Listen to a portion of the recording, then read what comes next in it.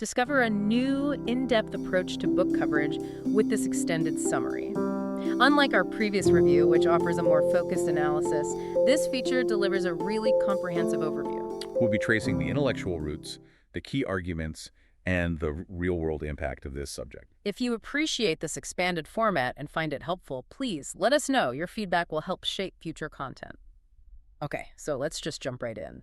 What if the biggest conflicts tearing the world apart, and let's be honest, the conflicts tearing your own country apart have nothing to do with democracy or capitalism? Right, not fundamentally. What if it all comes down to something much more primal? Something like whether your group feels dominant and respected or marginalized and despised? That primal instinct is the absolute foundation of Amy Chua's 2018 book, Political Tribes, Group Instinct and the Fate of Nations. And it makes a central and I'd say pretty controversial claim, that humans are, at our core, tribal. She argues that these deeply rooted group identities, whether it's ethnicity, religion, clan, culture, are often a far, far more powerful force in politics than any abstract ideology. I mean, that sounds like it's pushing back against a whole century of political science, which always seemed to focus on economics or, political structures. It is. It's a huge pushback. Yeah. And the book's perspective is basically that we've been looking at the world through the wrong lens. It's compelling, though, because you just see so much of this seemingly irrational loyalty in politics today. Exactly. And before we really get into the weeds, we should mention that you're experiencing a unique two-host AI conversation powered by Google's Notebook LM for deeper, more dynamic book summaries. So our mission for this deep dive is to trace the book's argument. We're going to unpack how this group instinct, as she calls it, helps explain why American foreign policy has failed so many times, and maybe more importantly, why we see such bitter polarization right here at home. Okay, so we have to start with the basics. What exactly makes a group a political tribe in the book's view? How is that different from, say, just being a fan of a sports team? The difference is really danger and intensity. A political tribe isn't just a group you belong to, it's an emotionally charged identity that sorts people into a very rigid us versus them. Us versus them. It's not just about loyalty, it's the whole psychological process that comes with it. You get intense in-group solidarity, but also, and this is the critical part, a tendency to dehumanize or see outsiders as an actual threat. So a book club is fun, but this kind of tribalism turns politics into a zero-sum struggle. A zero-sum struggle for status and security, where any gain for the other side feels like an existential loss for your group. That really forces a huge historical reframing then. Because after World War II, American policymakers saw the world through these very clear ideological lenses, right? It was communism versus capitalism. That was the defining American era, according to the book. We consistently put those big abstract ideologies first, while completely failing to see that people on the ground in Vietnam, in Iraq, wherever, were actually organized along these deep ethnic and sectarian lines. And those loyalties are different. Totally different. They're usually inherited, they're visible, they're millennia deep. Ah. When the U.S. waded into these conflicts, we were looking for an on-off switch. But the local reality was like 1,000 tiny interlocking gears we didn't even know were there. And this blindness was made even worse by a specific economic pattern the author studied for years. The market-dominant minority, or MDM. Can you break that concept down for us? Yes, the market-dominant minority is a fascinating and absolutely crucial idea. It's when you have a relatively small ethnic minority in a country that controls a totally disproportionate share of the wealth or the high-status jobs. So they're numerically small, but economically huge. Exactly. And the political fallout from that imbalance is almost always the same. Resentment. Pure resentment. Chua argues that the anger against these groups, think of the ethnic Chinese in Southeast Asia, or maybe white populations in some post-colonial African nations, is one of the most powerful and easily weaponized political forces on the planet. And populist leaders love that. They thrive on it. They can tell the struggling majority, the reason you're suffering isn't the system, it's them. That small, powerful, and distinctly other group. It's a story that abstract economic models just always miss. That framework really sets the stage for looking at these foreign policy failures. Let's start with the classic example, Vietnam. For Washington, it was all about stopping the dominoes of communism. And because of that ideological frame, the U.S. was blind to almost everything else. The book points out that American officials just didn't get the profound class, ethnic, and regional divides inside South Vietnam. They didn't realize it was also a civil war. A civil war rooted in old divisions. For example, look at the ethnic Chinese community in South Vietnam. They were a textbook market-dominant minority, controlling huge parts of the economy. Okay, so the local resentment against them was already there. It was deep-seated. There were perceptions of exploitation, questions about their loyalty to Vietnam itself. The U.S. just didn't factor in how these resentments made the South Vietnamese government unstable and fueled support for other groups. Groups we just labeled communist. Right.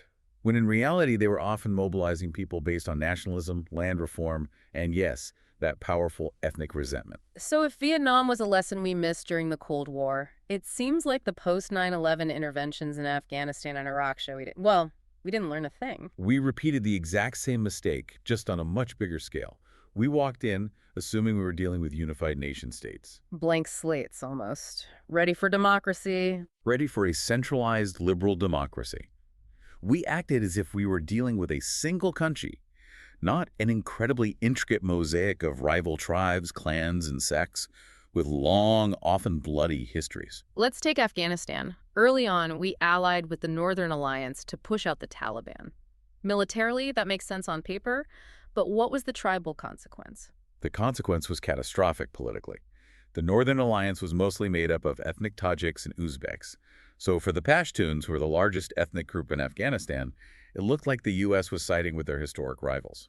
So suddenly, the largest group in the country felt marginalized and powerless in the new U.S.-backed order. Precisely. Yeah. And so it stopped being about whether you agreed with the Taliban's ideology. It became about feeling like your group was being dominated by minorities backed by a foreign invader. That instantly turned ordinary Pashtuns into sympathizers, or even opponents of the mission. And in Iraq, this blindness was, even worse with the Sunni-Shia divide. Amplified dramatically. The U.S. made decisions early on that were completely tone-deaf to the power dynamics. You're talking about de-Baathification. Why was that such a tribal disaster? Well, de-Baathification was supposed to purge Saddam's influence. But because the Ba'ath Party and the entire military and security apparatus was so heavily staffed by Sunnis, the policy basically just decapitated the entire Sunni elite overnight. So hundreds of thousands of powerful armed men were suddenly jobless and stripped of their status. Exactly. It wasn't just a policy mistake. It was an act that confirmed the Sunnis' deepest tribal fear, that this new U.S.-led order was designed to replace their dominance with Shia rule. Which explains why the whole thing devolved into an insurgency so quickly. It wasn't about politics anymore. It was a fight for group survival. It was. But the book does point to a turning point in Iraq, the 2007 surge. What changed? What changed is that U.S. commanders finally stopped seeing all Sunnis as one enemy blob. They started recognizing the complex local tribal realities. They began differentiating and actually working with certain Sunni tribes against al-Qaeda in Iraq. So the success came not from abstract nation building, but from finally engaging with and leveraging tribal loyalties. In essence, fighting one tribe with another. This pattern of ignoring local loyalties abroad leads us right back home to how leaders can weaponize those same feelings. The book uses Hugo Chavez in Venezuela as a key example. Chavez is a textbook case. He was a master at mobilizing these long-standing, often unspoken, group resentments. Venezuela had these deep class and racial divides. A wealthy, mostly lighter-skinned elite, and a poor mixed-race majority that felt completely left out. He didn't create that division, but he sure knew how to use it. He perfected it. His entire message framed politics not as a debate over policy, but as this righteous battle between the oppressed majority, the pueblo, and the rich oligarchy he painted as foreign and disloyal. He expertly wove together economic pain and ethnic grievance to build a brand new, explicitly tribal coalition. This kind of analysis of group psychology and politics really requires some reflection. And we want to take a moment for Mindful Moments, our YouTube channel, which offers AI book analysis, summaries, and critiques. It's all about inspiring reflection and rational thought. It's also incredibly valuable for any aspiring authors out there who want to understand structure and impact. That shift from analyzing failures abroad to looking at fragmentation at home is really where the book hits closest to home for an American audience. The argument is that the same tribal dynamics we missed over there are now running rampant right here. Yes. The book suggests that our cultural, racial, and class identities have hardened into political tribes that see each other as existential threats. It's not just a policy disagreement anymore. It's a culture war over who gets status and who gets contempt. So let's look at the left's dynamic, which the book calls progressive identity politics. How does that fit the tribal model? Well, many progressive movements have increasingly organized around specific identities: race, gender, sexual orientation, and they use a language of oppression and privilege. Now, the goal is to expose injustice, but the book observes that this can consolidate different identity groups into a coalition that then sees the traditional majority. Especially working class and rural whites. Exactly, as the dominant oppressive outgroup. And that language is then heard by many in that group as deeply accusatory, as exclusionary, which just confirms their feeling of being despised by coastal elites. Which then produces a tribal response from the right. A powerful one. Parts of the right have embraced a kind of cultural or ethno-nationalist tribalism, focused on defending what they see as a threatened, traditional American way of life. And that's fueled by a sense of status anxiety. A profound sense of status anxiety. A feeling that their group, the one that used to define the nation, is losing its dominance and is under cultural attack.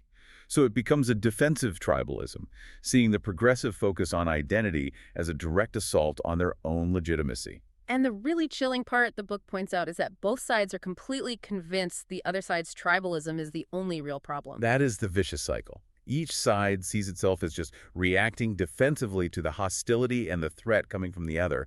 And that spiral of grievance is what makes everything feel so zero-sum. This is where a concept like intersectionality comes in. And the book says it plays a really complex role. It does. I mean, intersectionality is a tool designed to show overlapping injustices and build solidarity. But the book notes that when it's weaponized by political actors, it can have the paradoxical effect of subdividing society into even more specific, smaller tribes. Based on more and more identity markers. Right, and that can sharpen feelings of victimhood and distinctness, making those broad, cross-cutting coalitions you need for a healthy civic life really, really hard to build. In this whole trajectory, moving from ideological debates to these intense identity fights, it all seems to culminate in the book's analysis of the 2016 election. The 2016 election is presented as the moment it all just burst out into the open. The book uses Donald Trump's rise as this incredibly potent case study in political tribalism. So how did his rhetoric tap into that feeling so effectively? It wasn't just about economic anxiety, it was about cultural humiliation. The book argues that his rhetoric spoke directly to voters who felt ignored, mocked, or just looked down on by the elites in media, academia, and Washington. He changed the terms of the fight. He reframed it completely. It wasn't Democrats versus Republicans anymore. It was the forgotten man versus the out-of-touch establishment. By defining his opponents as globalists or politically correct, he created this powerful, cohesive tribe built on the promise of restoring the status of that core group. So when you pull it all together, the pattern the book traces is pretty clear. We go from failing to see tribal fault lines in places like Vietnam and Iraq, straight to the emergence of these powerful, mutually suspicious tribal politics right here at home. The big theme being that once this deep group loyalty gets activated, it can just overwhelm any kind of rational policy debate. Politics becomes a fight for survival. And that brings us to the core challenge the book really leaves for you, the listener. It suggests any real path forward requires two things that feel almost contradictory. First, you have to acknowledge the real historical group differences and injustices that are fueling all this resentment. You can't just pretend they don't exist. You can't. But at the exact same time, you have to somehow establish a shared group-transcending civic project, a common American identity, that can stop our politics from just becoming a zero-sum fight where one tribe has to crush the other to survive. That balance, that seems like the hardest challenge there is. It is. Click the link on screen for the in-depth book critique. Subscribe, share, purchase via link, and think rationally. See the many genre-based book podcasts at Mindful Moments. Subscribe and nourish your mind on the go.